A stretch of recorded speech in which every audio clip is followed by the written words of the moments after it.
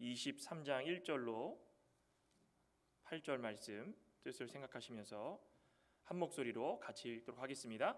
여호와의 말씀이니라. 내 목장의 양떼를 멸하며 흩어지게 하는 목자에게 화 있으리라. 그러므로 이스라엘의 하나님 여호와께서 내 백성을 기르는 목자에게 이와 같이 말씀하시니라. 너희가 내 양떼를 흩으며 그것을 몰아내고 돌보지 아니하였도다. 보라, 내가 너희의 악행 때문에 너희에게 보응하리라. 여호와의 말씀이니라. 내가 내 양떼에 남은 것을 그 몰려갔던 모든 지방에서 모아 다시 그 우리로 돌아오게 하리니 그들의 생육이 번성할 것이며 내가 그들을 기르는 목자들을 그들 위에 세우리니 그들이 다시는 두려워하거나 놀라거나 잃어버리지 아니하리라. 여호와의 말씀이니라. 여호와의 말씀이니라. 보라, 때가 이르리니 내가 다윗에게 한 의로운 가지를 일으킬 것이라.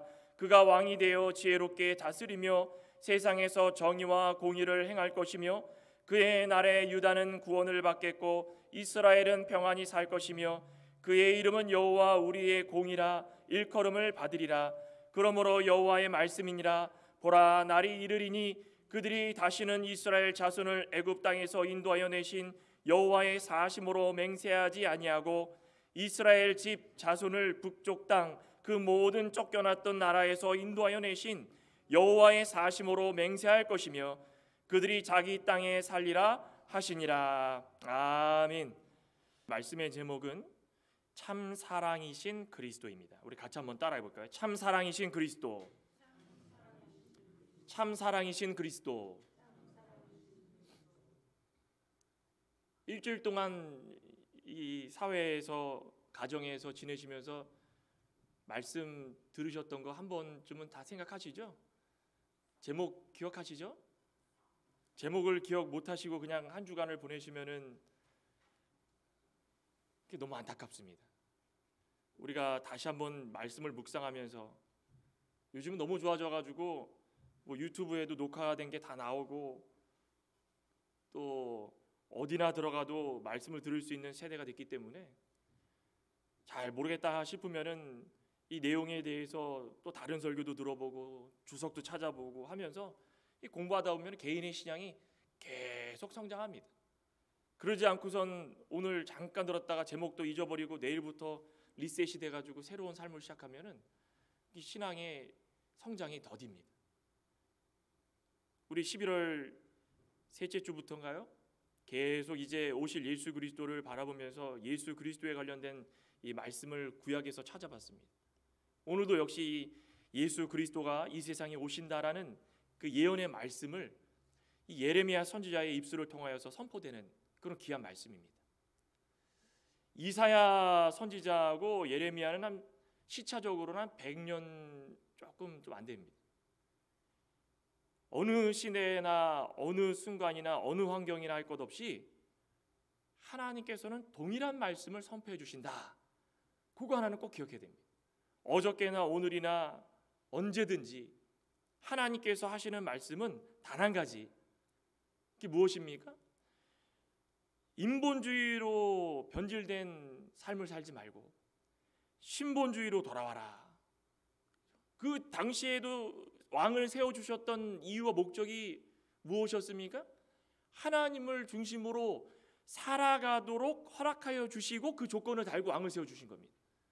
그런데 시간이 지날수록 인본주의, 사람 중심으로 살다 보니까 하나님의 언약 백성이라는 거 사실도 잊어버리고 탐심, 탐욕에 빠져가지고 하나님의 사랑이 진정한 사랑인 것도 잊어버리고 권력 욕에 빠져가지고 물질 욕에 빠져가지고 자신이 추악한 민낯까지 드러내면서 하나님 앞에서 죄를 짓는 일들이 너무 많았다는 것입니다. 그러니 하나님께서는 이제는 세상 왕 가운데에 내가 언약을 맺어주고 끝까지 지켜줘서 그 언약이 성취될 것이다 라고 했지만 이제는 더 이상 희망이 없다. 그래서 어떻게 했습니까? 세상 왕도 이제는 육신의 왕 거기서 끝나고 하나님께서 진정한 왕을 세워줄 것이다. 세상 왕 그거 붙들고 살아가는 모든 자들이 이제는 결과를 볼 것인데 주위에 있는 우상이건 물질이건 권력이건 그 매달리고 의지하면서 하나님 버렸던 거 다 없어지고 어떻게 된다고 했습니까? 다 황폐케 된다. 황폐. 황폐케 되고 남는 것이 엉긴 젖과 꿀을밖에 없더랬죠. 그런데 이 엉긴 젖과 꿀을 먹으면서 어떻게 살라고 한 것입니까? 내 비참함을 토로하면서 하나님 원망하라고 그런 것입니까? 그것조차도 하나님께서 깨달음을 주신 것입니다.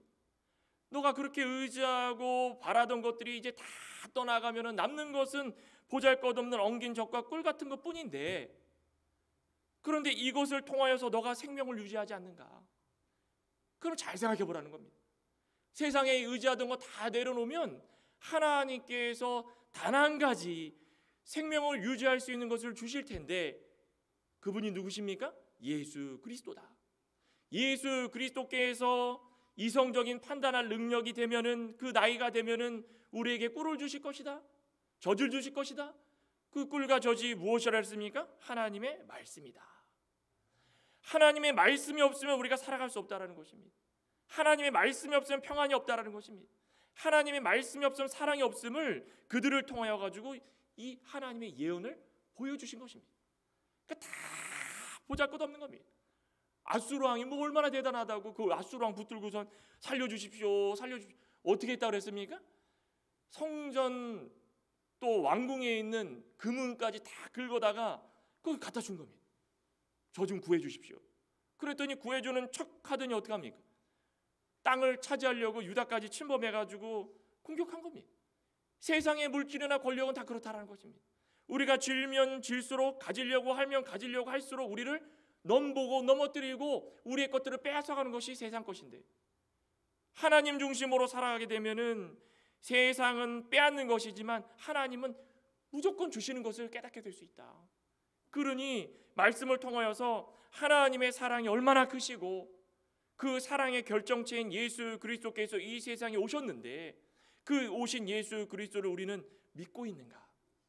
아직까지도 구약시대의 사람들처럼, 이미 우리는 예수님께서 오셨지만 구약시대의 사람들처럼 하나님을 의지하지 못하고 또다시 세상을 의지하면서 예수 그리스도의 보혈과 그 사랑을 멸시하고 무시할 때가 얼마나 많은가? 말씀을 통하여서 다시 한번 좀 상고하시길 소망합니다. 오늘 이 말씀을 통하여서 그 사랑이 얼만큼 큰지 그 깨닫는 저와 여러분 되시기를 간절히 소망합니다. 참 사랑이신 그리스도는 우리에게 무엇을 주셨는가?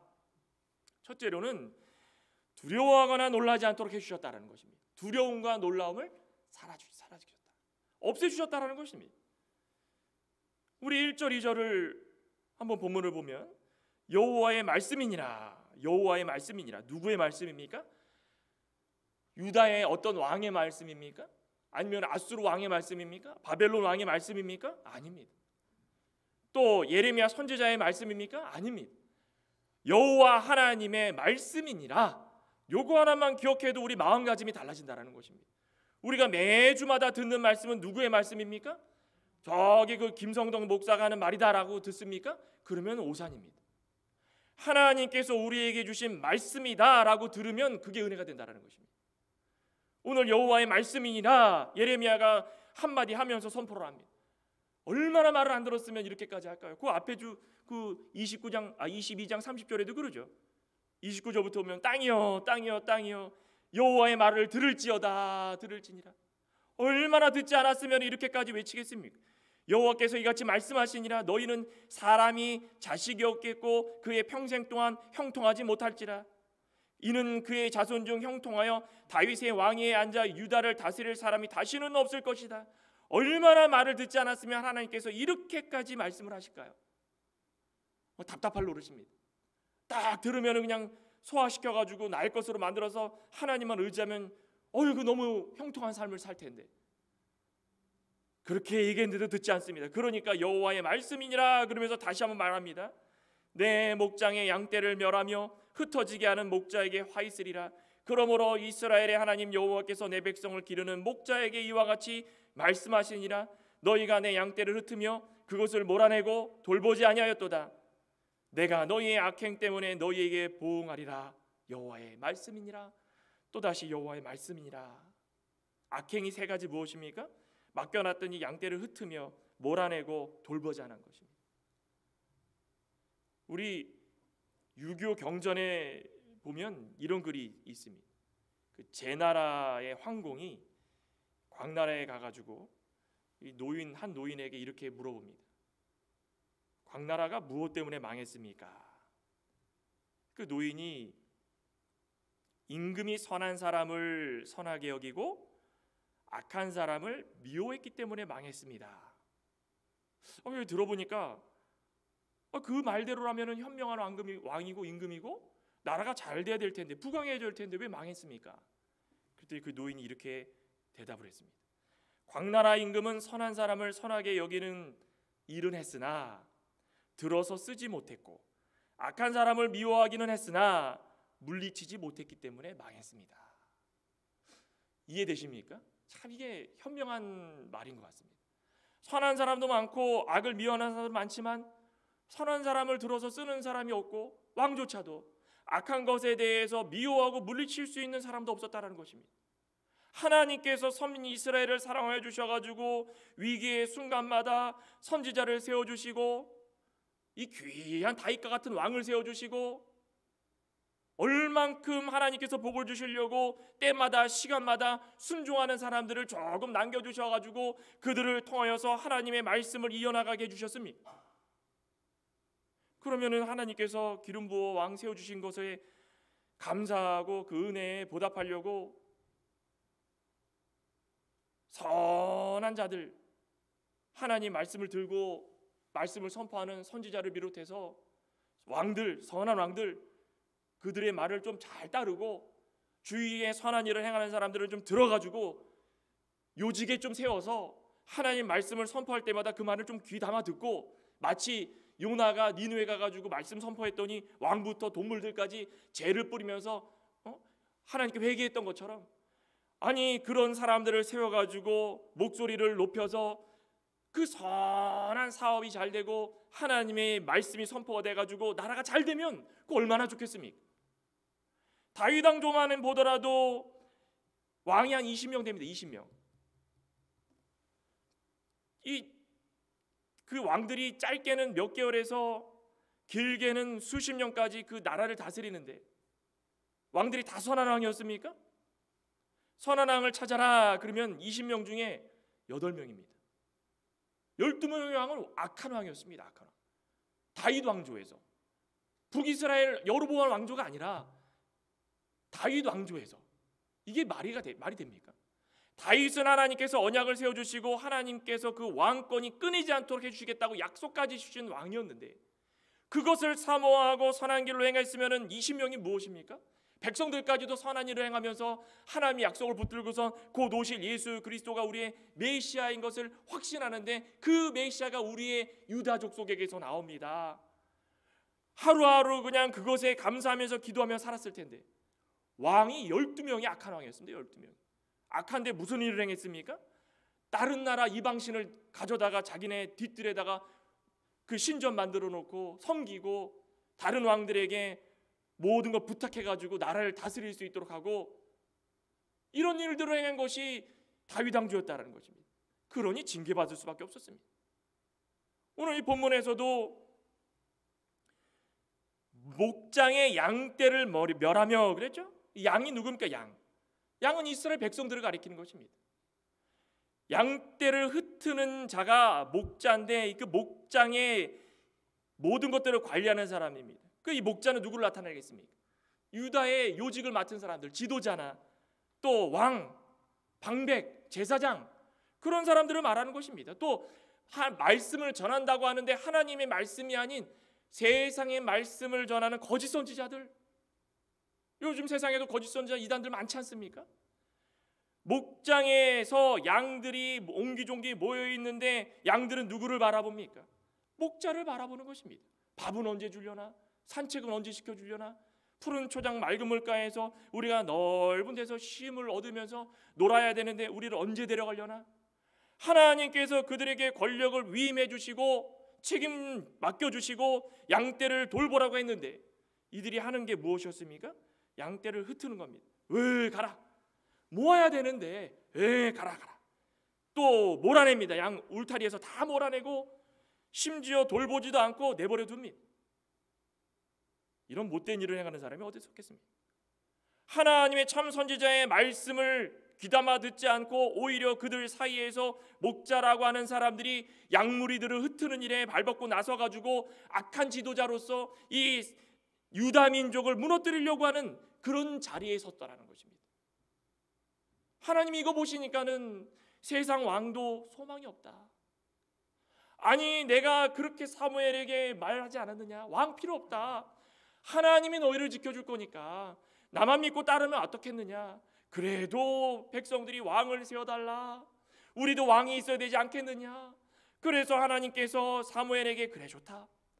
그러면 내가 사울을 기름 부어 세울 테니까 하나님 중심, 신본, 하나님을 근본으로 한 너희 족속의 모든 삶을 살도록 내가 허락하겠다. 그러면 그거 붙들고 살아갔어야 되는 게 맞습니다. 그런데 지도자 모든 왕부터 시작해서 한 명 한 명까지 하나님께서 직접 손을 들어가지고 그들을 인도해 주시는데도 불구하고 고작 하는 것이 무엇입니까? 다 중간에 끼어들어가지고 심판받을 일만 하고 있다는 것입니다. 멸망받을 일만 하고 있다는 것입니다. 저주받을 일만 하고 있다는 것입니다. 세상에서도 저주받고 하나님께 심판받고 아무 소망 없이 살아가고 있다는 것입니다. 그러니 하나님께서는 그것을 보면서 한탄하시는 것입니다. 세상에 왕을 세워놨더니 세상 왕에 아무 소용이 없구나. 그러니 내가 다윗 왕조 이제부터 육체적인 왕, 육신의 왕에서 태어나는 모든 왕조 끊어버리겠다. 이제는 아무 소용이 없구나. 이제는 하나님께서 직접적으로 너희들을 다스릴 것이다. 오늘 말씀 속에 그러죠. 너희가 내 양떼를 흩으며 그것을 몰아내고 돌보지 아니하였도다. 보라, 내가 너희의 악행 때문에 너희에게 보응하리라. 하나님께서 그걸 다 보시더니 이제는 도저히 안 되겠다. 내가 직접 나서야 되겠다. 우리는 이 세상을 살아가시면서 노아의 때처럼 세상을 바라보며 희락을 느끼며 살아가십니까? 우리는 그 모습을 보면서 두려움을 가지고 있어야 되는 것입니다. 그죠? 하나님께서 우리를 보실 때 어떤 마음을 품고 계실까? 근데 우리는 오히려 우리가 그 세상에 끼어들지 못하는 것 때문에 두려워합니다. 내가 세상에 끼어들지 못하고 세상 가운데 살아가면서 그들과 어울리지 못하는 거, 내가 그들과 어울리지 못하면 내가 뒤처지는데 그럼 내가 어떻게 할까? 그거 두려우며 살고 있습니다. 그때 이 시절이 똑같았다는 것입니다. 그러니 아수르 왕을 붙들고 바벨론을 붙드는 겁니다. 하나님께서 원하시는 것이 무엇입니까? 하나님께서 원하시는 것은 세상을 두려워하지 말라는 것입니다. 이제는 세상에 소망이 없고 하나님께서 막중한 책임을 너희에게 보여줬는데 선지자들 말씀을 전할 때마다 너희들이 해야 될 것은 다른 것이 아니라 세상을 두려워하기에 앞서가지고 하나님 말씀을 두려워할 수 있는 자들이 되라는 것입니다. 하나님 앞에 겸손하고 주어진 사명을 감당할 수 있는 자들이 되라는 것입니다. 그렇게 될 때에 우리 속에 있는 세상적인 두려움 다 사라지게 될 것이다. 결정적으로 누가 오셔서 이 두려움을 씻어주시는가? 3절에 보시면 내가 내 양떼에 남은 것을 그 몰려갔던 그 모든 지방에서 모아 다시 우리로 돌아오게 하리니. 내가가 누굽니까? 하나님. 이제 세상 왕에게 맡기는 것은 내가 도저히 하지 못하겠다. 맡겨놨더니 하는 것은 남는 장사가 아니다. 이거는 다 뿔뿔이 흩어버리고 믿음 다 손해보게 만들고. 요즘도 그러죠? 이 목사의 자리가 상당히 힘든 자리인 것 같습니다. 저도 지금 조금씩 깨닫고 있습니다. 말 한마디 잘못하고 행동 하나 잘못하면 이 모습을 보고 이 양들, 순전한 양들이 다 본받아가지고 그 모습 그대로 따라하다 보면은 다 목사 닮아가는 겁니다. 목사가 게으르면 성도들도 게을러지고, 목사가 찬양 좋아하면 성도들도 찬양 좋아지고, 목사가 말씀 좋아하면 성도들도 말씀 좋아지고. 그런 면에서 우리 창광교회 성도분들은 찬양도 좋아하시고 말씀도 좋아하시고 얼굴 보면 얼굴도 항상 웃으시면서 사랑도 나누시고 그러죠? 아멘입니다. 이번에도 성경 읽어서 우리가 연말에 시상하겠습니다 그랬더니 많이들 내셨습니다. 얼마나 감사합니까? 말씀 사랑하는 거 그거 좋은 겁니다. 하나님께서 우리에게 모든 면을 보시면서 하나씩 다 보고 계시는데 세상을 의지해가지고 잘못된 길로 인도하면은 하나님께서 직접 나서시는 것입니다. 내가 내 양떼, 내 양떼, 너의 양떼가 아니라 내 양떼인데 너에게 맡겨놨더니 너가 함부로 대했구나. 그러니 내가 내 양떼를 다 모을 것이다. 흩어졌던 자들을 모을 것이다. 어디로 흩어졌습니까? 바벨론으로 가지 않았습니까? 바벨론에 70년 동안 포로 잡혀가는데 바벨론에 가가지고 그 험난한 세상 속에서 하나님께서 70년에 약속하셨을 그때까지 얼마나 고통 속에 살았겠습니까? 그런데 이 예레미야서를 읽어보면 하나님께서 그것도 아니었습니다. 예레미야 가면은 그 바벨론에 가면은 어떻게 하라 그랬습니까? 가서 자리 잘 잡고 가족들과 오손도손 살고 그 땅에서 기름진 것으로 너희들이 농사를 지어가지고 먹고 살고 포로 잡힌 것처럼 살지 말고 정말 있는 그대로 나의 백성처럼 살아라. 그러면 때가 되었을 때, 그 즉 70년이 되었을 때 다 너희들을 부를 것이다. 하나님께서 말씀하시는 것입니다. 우리로 돌아오게 하리니 그들이 생육이 번성케 될 것이다. 과거에 너희들이 바라보지 못했던 수많은 물질로 너희에게 채워줄 것인데 내가 그들을 기르는 목자들을 그들 위에 세우리니 직접 하나님께서 목자도 세워주시고 그들이 다시는 두려워하거나 놀라거나 잃어버리지 아니하리라. 이때 아멘이 나와야 되는데 다들 조용하십니다. 두려워하거나 놀라거나 잃어버리지 아니하리라. 아멘 하셔야 됩니다. 세 가지 아까 잘못했던 게 무엇이었습니까? 흩트고 몰아내고 돌보지 않아가지고 사람들이 벌벌 떨면서 세상 가운데 누구를 의지하지 누구 의지하지 그러고 살았는데 하나님께서 직접 관여하셔가지고 하나님의 목자들을 세워주셔서 바벨론에 포로 잡아왔던 시절을 다 잊어버리고 이제부터는 하나님께서 직접 두려워하지도 않게 놀라지도 않게 잃어버리지도 않게 다 바른 길로 인도하여 주시는 것입니다. 얼마나 감사한 삶입니까? 그 목자가 누가 우리의 목자가 되어 주신다고 하는 것입니까? 바로 예수 그리스도입니다. 오늘을 살고 있는 우리들도 어떻습니까? 오늘을 살아가시면서 어떤 거에 두려움을 가지고 계십니까? 예수 그리스도를 믿으시면 세상 가운데 두려움과 놀라움과 어지러움과 잃어버리는 것이 없습니다. 그런데 세상을 두려워하고 살면 우리는 세상을 두려워하죠. 우리의 육신의 모든 것들을 보면서 놀라워하죠. 우리가 가지고 있던 믿음도 잃어버리죠. 남는 것이 아무것도 없다는 것입니다. 뭐 하나 남고 예수님께서 이 세상 오셨을 때에 잘했다 칭찬받는 그런 성도들이 되지 않겠습니까? 우리 가운데 남는 것이 아무것도 없으면 책망뿐입니다. 책망. 그저 부끄러운 구원을 받아가지고 하나님 앞에 나아갔을 때 얼마나 하나님 앞에서 부끄러움 당하겠습니까? 요한복음 10장 11절에 보시면은 예수님께서 이렇게 말씀하십니다. 나는 선한 목자다. 선한 목자는 양들을 위하여 목숨을 버리거니와 삭구는 목자가 아니요 양도 제 양이 아니라. 예수님은 무슨 목자라고 했습니까? 선한 목자다. 그러니 선한 목자는 양들을 위해서 목숨까지도 버리신답니다. 예수님께서 십자가상에 달려 죽으시지 않았습니까? 선한 목자가 우리를 위해서 십자가상에 달려 죽으셨으면 우리가 선한 목자의 울타리 안에서 늘 선함을 바라보고 살았다면 우리도 누가 되어야 되는 것입니까? 선한 자가 되어야 되는 것입니다. 평안이 있어야 되는 것입니다. 두려움이 사라지고 놀라움이 사라져야 되는 것입니다. 그런데 아직까지도 그런 삶을 살지 못하고 있다. 그러면 예수 그리스도를 의지하지 못하고 믿지 않고 세상 가운데 인본주의로 살아가는 우리의 모습이라는 것을 다시 한번 생각해 보시기 바랍니다. 오늘을 살아가실 때마다 어떤 거에 두려움을 가지고 계십니까? 예수님께서 이 세상에 오셔서 우리 가운데 있던 두려움 다 물리쳐 주셨습니다. 믿으시기 바랍니다.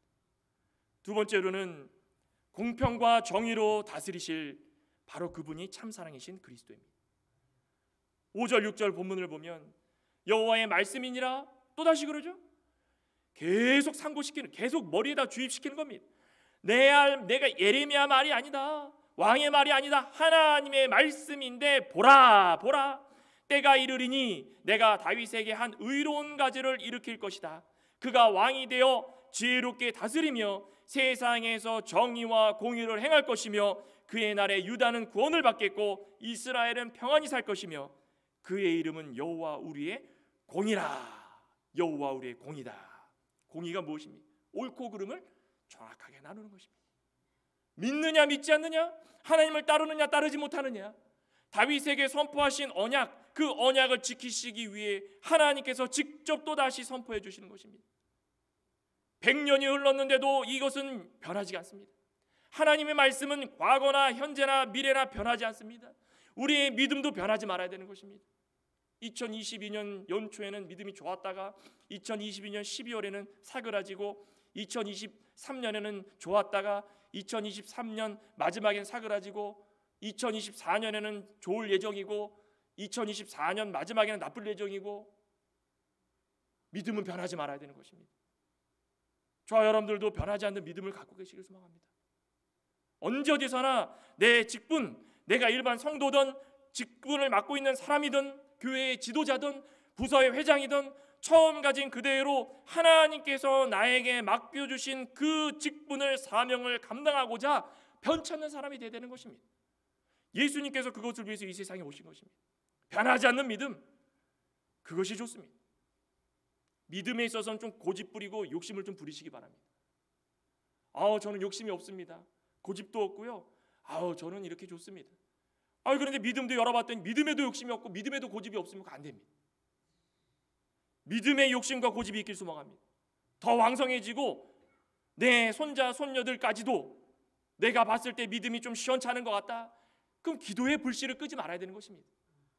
끊임없이 대대손손 예수님께서 오실 때까지 내가 이렇게 잘 믿었는데 그들도 잘 믿게, 그들도 변치 않게 믿음이 이어질 수 있도록 끝까지 기도하는 것이 우리가 해야 될 도리라는 것입니다. 우리 믿는 성도는 말씀 위에 자신을 다 내려놓고 변함없는 이 역사 가운데에 소망만 붙들고 살아가자고 그러지 않았습니까?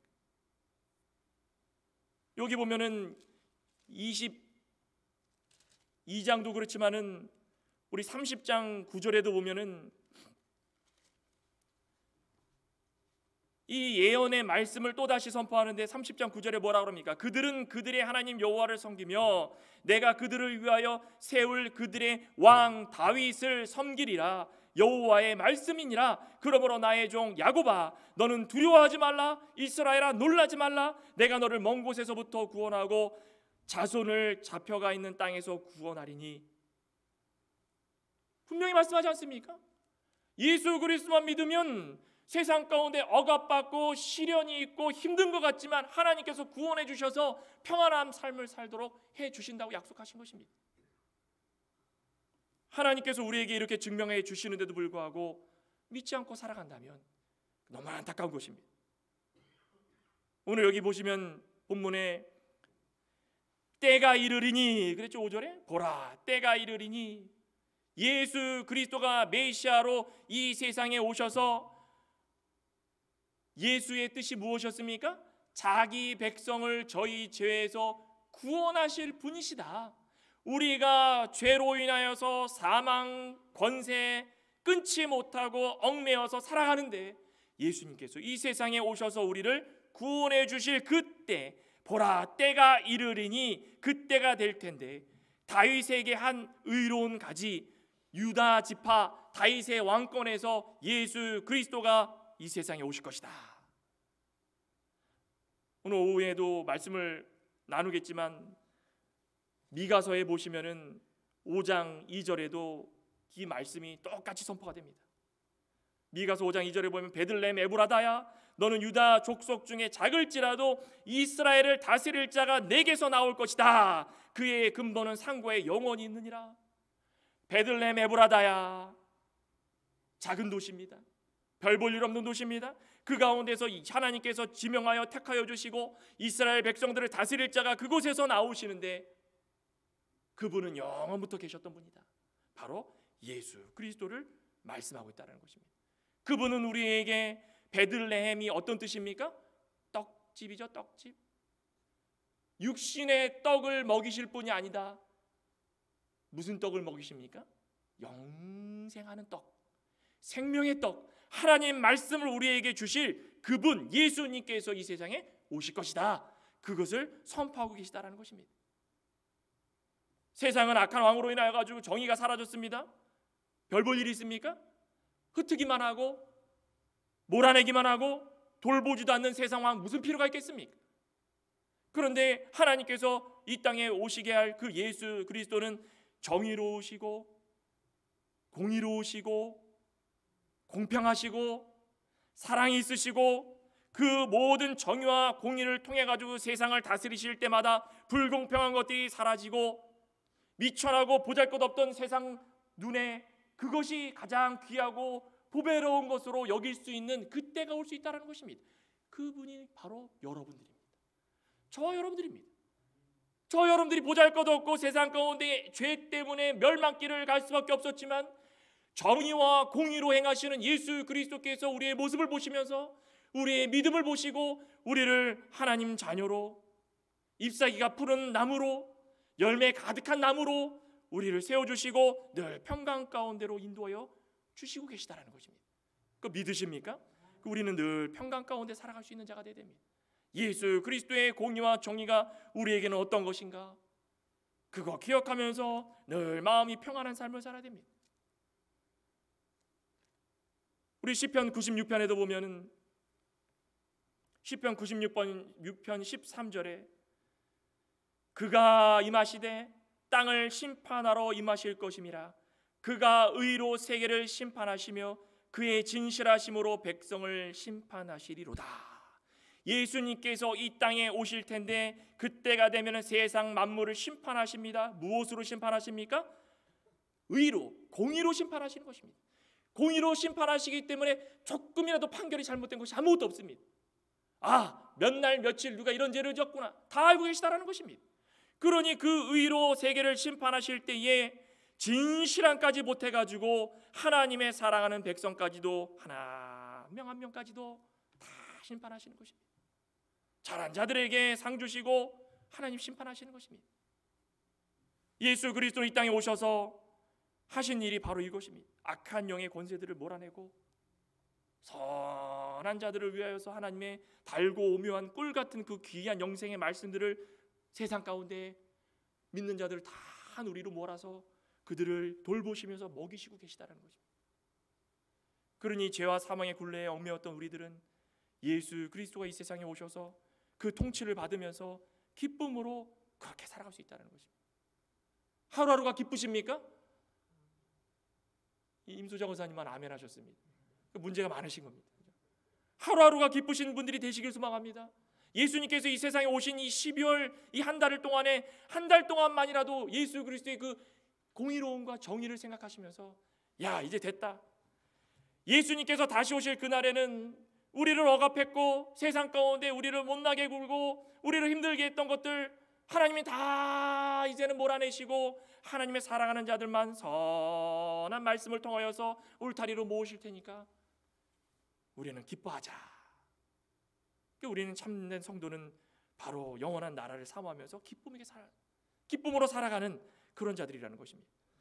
마지막 결론적으로 7절 8절에 보면은 영원히 해방시켜 주실 것이다.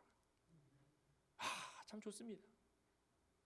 우리 7절 8절을 보시면은 그러므로 여호와의 말씀, 또 그러죠? 여호와의 말씀이니라.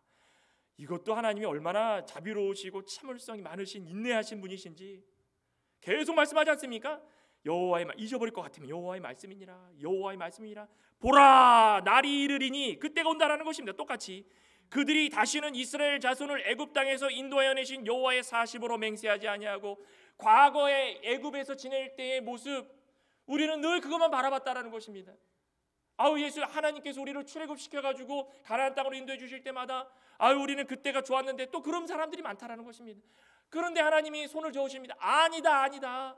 과거의 어떤 은혜나 과거의 어떤 은총 그거 바라보지 말라는 것입니다. 우리는 무엇만 바라보면 되는 것입니까? 8절에 봤던 이스라엘 집 자손을 북쪽 땅 그 모든 쫓겨났던 나라에서 바벨론에서 인도하여 내신 그 여호와의 사심으로 맹세할 때에 너희들은 믿으라는 것입니다. 현재 우리 가운데 은혜가 있고 현재 우리 가운데 선포되는 말씀을 믿으라는 것입니다. 과거에는 좋았는데 과거에는 내가 은혜롭게 살았는데 과거에는 내가 물질도 많고 복 받았는데 나는 지금 왜 그런가?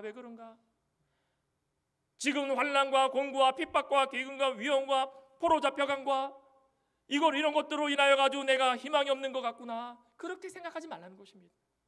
하나님이 한번 택하여 주셔서 인도해 주실 때마다 사랑이 끊어집니까? 절대 끊어지지 않습니다. 하나님의 인도하심이 끊어집니까? 절대 끊어지지 않습니다. 우리가 높기 때문에 그게 끊어진 줄 알고 하나님 어디 계십니까? 라고 살아가는 것입니다. 하나님은 단 한순간도 우리를 놓치지 않으셨습니다.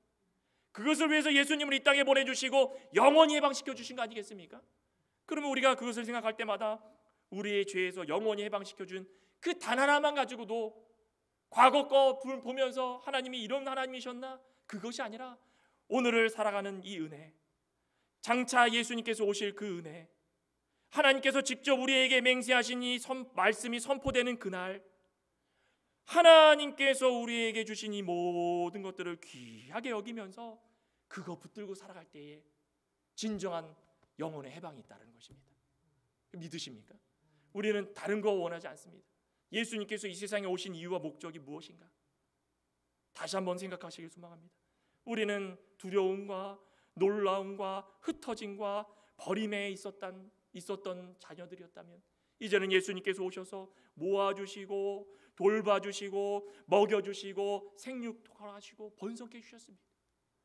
과거에 우리가 공평치 못하고 정의롭지 못한 왕이나 지도자나 제사장이나 그들의 억압을 받으면서 희망이 없던 것처럼 보였지만 이제는 예수님께서 오셔서 직접 우리의 목자가 되시는데 선한 목자가 되셔서 우리를 공평과 정의로 다스려 주실 것입니다.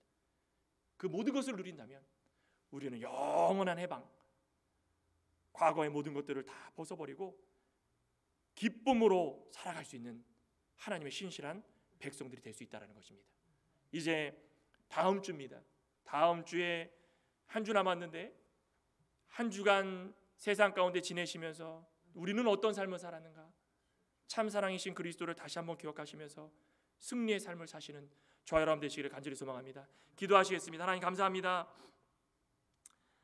하나님은 한 번 우리를 선택하시면 그 선택에서 끊을 사람이 없고 한 번 우리를 사랑하시면 그 사랑에서 벗어날 자가 없다고 하셨는데 하나님께서 우리의 모든 모습들을 보시고 세상 왕에는 희망이 없는 것을 아신 이제는 하나님께서 직접 예수 그리스도를 이 땅에 보내주시고 왕으로 삼아주시고 우리의 억눌렸던 모든 것들을 씻어주신 이후에 해방시켜주신 모든 것들을 생각할 때마다 너무 감사를 드리옵나이다.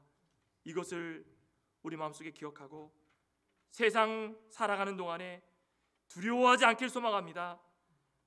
하나님께서 주신 은혜를 기억할 때마다 과거의 것이 아니고 지금 주신 은혜를 감사하며 살기를 소망하오니 아버지 하나님께서 저희들의 마음을 붙잡아 주시고 우리를 바른 길 성령의 인도와 주장을 받아 앞으로 나아가는 귀한 성도들로 만들어 주시옵소서. 예수님의 이름으로 기도드리옵나이다. 아멘.